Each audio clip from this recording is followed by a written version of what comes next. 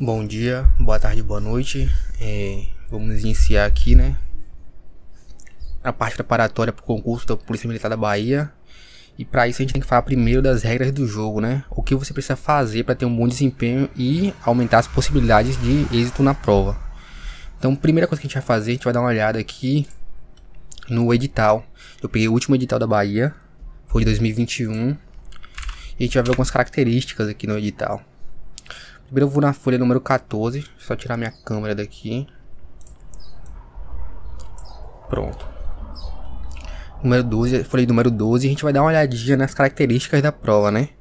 Primeiro que eles são divididos em dois grandes blocos. Blocos das gerais e específicos. Sendo que no bloco das gerais a gente tem 50 questões. Tinha 50 questões, né? Mas a gente se espelha no edital anterior, achando que esse novo edital vai sair da mesma maneira. Então são 50 questões e o peso da questão é 0,8 por questão. Isso é muito importante. Nas objetivas a gente tem 30 questões, só que cada questão vale 2 pontos. Então a gente tem que ficar muito de olho nas objetivas pra gente não perder nenhum pontinho, para podermos, né, fazer pelo menos o mínimo. Mas o ideal é fazer a maior pontuação possível, porque a gente sabe que é um concurso. E quanto maior a pontuação, mais fácil você entrar nas cabeças, né, do resultado e ser chamado com mais antecedência. Então a pontuação máxima das gerais é 40 pontos. A pontuação máxima das específicas são 60 pontos, que totaliza 100 pontos. Só que você tem que fazer 60% da prova, né, como já está especificado aqui, ó. Aí depois disso a gente vai, né, para a parte mais importante, que é no caso a matéria, o conteúdo. Lá no final do edital a gente vai ver o conteúdo: língua portuguesa, raciocínio lógico, história do Brasil, geografia do Brasil, atualidades, informática. Isso são das gerais. Nas específicas a gente vai com direito constitucional, direitos humanos, que é uma matéria pequena e muito boa, direito administrativo e direito penal. A gente vai focar nessas duas matérias que a gente vai poder contribuir aí para sua aprovação, né? Eu vou antes dar uma pausa aqui para fazer um adendo para muito candidato, né? A maioria dos candidatos, eles contratam, seja um curso online, um curso presencial, e eles não chegam a olhar o edital. Eles confiam tanto no cursinho, seja presencial, seja online, e eles esquecem de olhar o edital.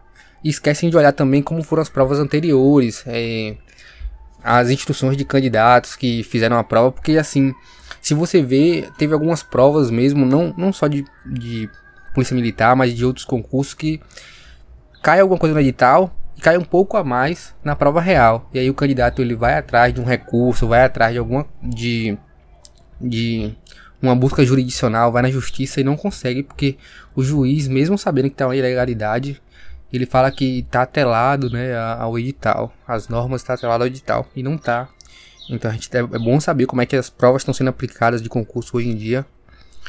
E por isso a gente tem que olhar qual é o conteúdo aqui, e seguindo, né, a norma dos maiores cursinhos de aprovação na atualidade, né, seja o Gran Concurso, seja o Estratégia, a gente vai fazer uma didática um pouco parecida com a deles, de entregar tudo que está no edital e um passo a mais, porque eu acho que esse é o diferencial para a prova, para ficar um passo a mais esperando uma prova mais difícil possível, e para que não aconteça nenhum imprevisto, né? A gente tá um pouco mais diferenciado. Então, em administração pública, a gente vai desde princípios até a lei específica. E a gente vai pegar todos esses conteúdos de maneira um pouco mais arrojada.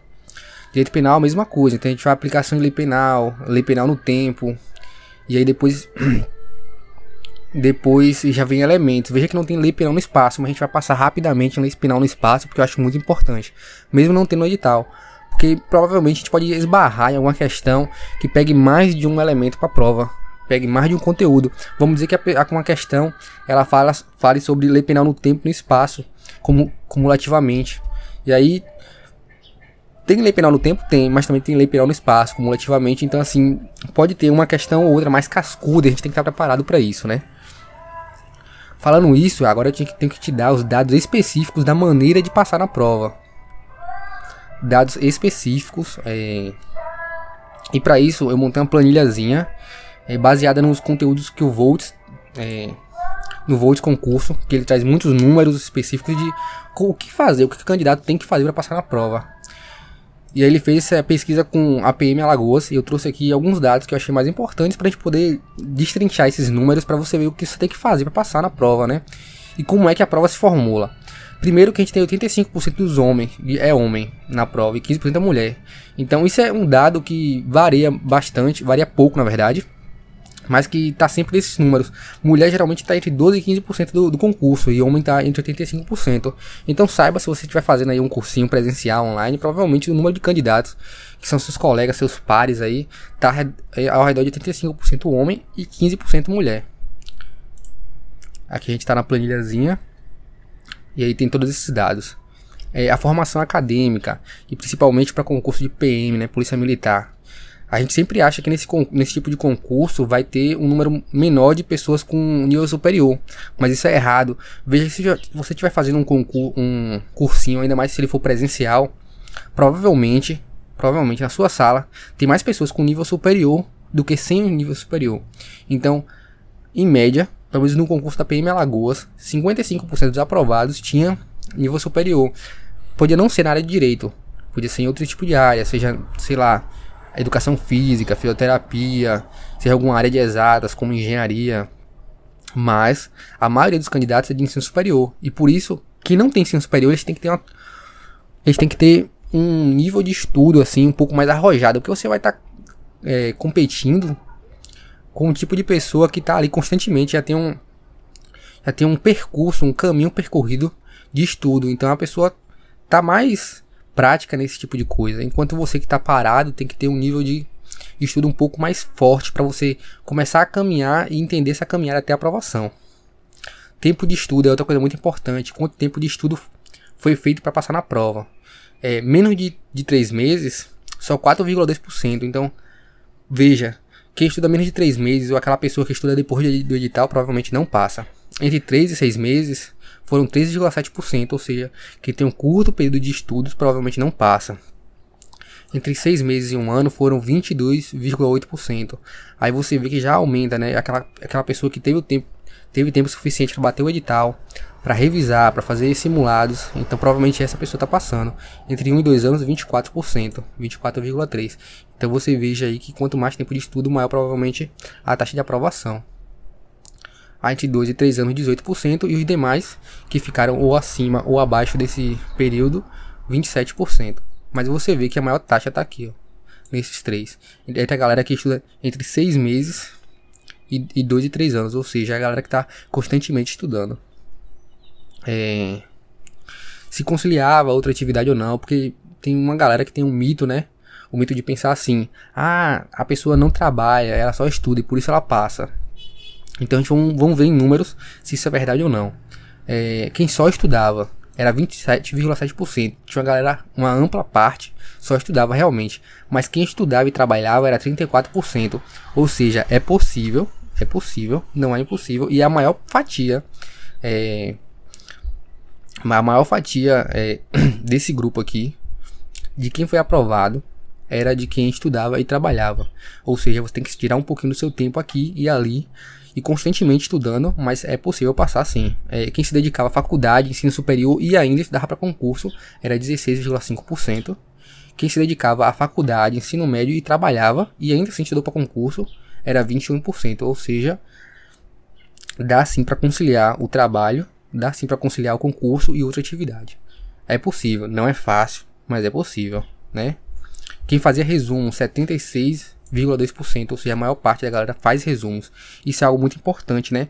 Porque, como dizia um dos maiores estudiosos na área, né, de como estudar, de como desenvolver esse conhecimento, se chama o professor Pierre Palanzani. Ele já faleceu, é um dos maiores conhecedores do Brasil sobre a forma de estudar. Ele falava que o conhecimento ele é mecânico, por isso você tem que escrever. Então sempre você faz algum tipo de anotação, sempre você escreve algo, porque isso é super importante para a formulação do seu conhecimento. Então quem não fazia e foi aprovado foi só 23%. Ou seja, escreva, pelo menos faça alguma anotação, que é muito importante para você gravar o seu conhecimento, para lapidar o conhecimento e gravar na sua memória, né? Quanto tempo por dia estudava? Isso é muito importante. Menos de 2 horas, 0,5%. Veja, até um concurso de ensino médio, a galera tá estudando um pouco mais de tempo. E aí eu volto pro professor Pierre Palanzani, que ele falava que aula dada é aula estudada hoje. E a gente tem uma cultura muito ruim no Brasil de falar assim, ah, eu assisti aula. Assistir aula não é estudar, porque assistir aula você é passivo. O que você está fazendo aqui agora de me observar falando é um ato passivo. Você não está mecanizando o seu processo, né? Você não está pegando aquele conhecimento que você obteve e fazendo ele de maneira elástica, que você possa moldar. E o concurso ele quer isso, né? Ele quer saber se você tem um conhecimento e se você sabe moldar. Por isso que as provas têm pegadinhas, por isso que a prova tem um elemento ou outro que é feito para você errar. Então, veja, tem que ter um tempo de estudo grande e tem que saber utilizar esse conhecimento a moldar da maneira que você quer. E nesse caso, a gente tem que moldar da maneira que a prova pede para a gente poder ter êxito, né? Então aqui, ó, entre 2 e 3 horas, 15,9%, ou seja, aqui já tem uma galera maior, né, de aprovação. E então, assim, eu acho muito importante isso. 2 e 3 horas eu acho um tempo bom. Eu sei que não é a realidade de muitas pessoas, mas é um tempo muito bom. Se saber aproveitar e ter a estratégia certa, já é um tempo muito proveitoso. Entre 2 e 3 horas, 22,2%. Não, entre 3 e 4 horas, na verdade, 22,2%. Entre 4 e 5 horas, 20,6%. Entre 5 e 6 horas, 17,5%. Entre 6 e 7 horas, 11,6%. Mais de 7 horas, 11,6% também. Totalizando 99,9%. Porque aqui alguém provavelmente não marcou, não deu a estimativa, né? Pulou essa questão. Quantos dias por semana estudava? Isso aqui é outra coisa muito importante. Quantos dias por semana? Pra gente ver, assim, que é aquela pessoa que fala, né? Ah, eu estudava 1 hora por dia e fui aprovado. Ah, eu estudava 2 dias por semana. Vamos ver quanto da galera, quantos dias da semana a maior parte da galera estudava pra passar. Um dia. Todos que foram aprovados, ninguém estudou um dia só. Todos que foram aprovados no PM Alagoas, ninguém estudou só 2 dias.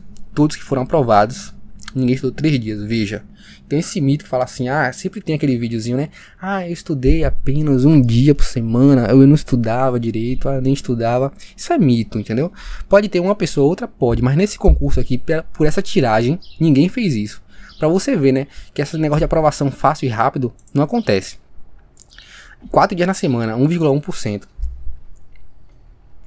5 dias na semana, 11,6%. Então aquela galera que estudava de segunda a sexta, provavelmente. 6 dias na semana, 41,3%. Aqui a gente tem uma fatia muito grande, né? E 7 dias por semana, pasmem, quem estuda todos os dias, né? 46%. E eu tenho até um amigo que aqui eu vou dar dar os louros pra ele, né? Que ele falava assim, ó, o melhor dia pra estudar é domingo. E eu falava assim, por quê, né? Porque eu nunca estudava no domingo, né? Eu gostava de estudar de segunda a sábado como qualquer pessoa. Pelo menos eu tinha um hábito de estudar de segunda a sábado. Ele falava assim, a gente sai pra trabalhar na segunda e chega destruído no sábado, porque sábado geralmente é o último dia de trabalho, né? E o domingo você não faz nada. Geralmente quando você passa o dia de domingo em casa é muito tedioso. E ele falava assim, então o melhor dia é domingo. Você estuda no domingo, porque você não tá fazendo nada. Depois você passa de segunda segunda a sexta-feira trabalhando e estudando. E no sábado, que é seu dia mais cansativo, você descansa. Isso se você for estudar 6 dias. Mas se você for estudar 7 dias, né? Aí não tem o que fazer. Todo dia, alguma coisa, mesmo que seja pouco. No último dia você tem que estudar. Você estuda forte no domingo e no sábado, que seria o último dia, você estuda um pouco mais fraco. E eu acho ideal isso. Porque provavelmente você vai ter um nível energético muito melhor para você aproveitar. Quantas questões faziam, né? E aqui eu adoro, eu vou pedir, pedir pra falar sério aqui agora, porque tem muito cursinho, muitas pessoas que falam assim, o que importa é a qualidade, não é a quantidade. Engano. Você tem que treinar muito. Tem que treinar muito, e mesmo brincando, faça muita questão. Porque a gente vai ver aqui que quem fazia questão com qualidade e com quantidade também importa, é o que faz passar. Quem não fazia questão, 0. Aquela pessoa que só pegava na teoria, nunca ia fazer questão ali, nunca chegava na prática, 0. Ninguém foi aprovado assim. Quem fazia menos de 1000 questões, 5,4. Veja aí, ó, menos de 1000. Ou seja, a galera tá fazendo muita questão, treinando bastante, fazendo muito simulado. Entre 1000 e 5000, 27,5. A gente tem a maior fatia aqui. Aquela galera que pegou para fazer muita questão. Entre 5.000 e 10.000, 23,8%. Entre 10.000 e 20.000, 19%. Entre 20.000 e 30.000, 9,5%. Mais de 30.000 questões, 12,7%. E não sei, 2,1%. Isso daqui simplesmente demonstra uma coisa: tem que fazer muita questão, tem que treinar bastante. Porque os concursos estão ficando cada vez mais ásperos e a concorrência está ficando cada vez mais qualificada. Essa galera que está aqui fazendo, pra mim, essa galera que está aqui entre 5 e 30 mil, é uma galera que está fazendo muitos concursos. Não está fazendo só para um concurso específico. Pode estar fazendo polícia militar, polícia civil, pode estar fazendo polícia federal, rodoviária federal, e tá aqui também fazendo concurso de nível médio apenas para treinar. Porque hoje em dia o concurseiro está muito especializado. Ele está fazendo muita questão, está treinando bastante. E com isso a gente viu hoje aqui quais são os quesitos necessários para passar. Seja no conteúdo, que a gente vai ver passo a passo em cada aula, seja também no quantitativo, para a gente tirar essa ideia de tem que estudar pouco, tem que fazer pouca questão, tem que estudar 5 dias por semana. A gente está vendo que a maior parte da galera não fazia isso. Você está vendo em números como é que você tem que fazer, como é que vai ser o aspecto global para você poder ser aprovado. Então, esteja dentro desses números, das maiores fatias, anote, esteja dentro das maiores fatias para você quantificar a capacidade de ser aprovado. E é isso. Um bom dia, boa tarde, boa noite.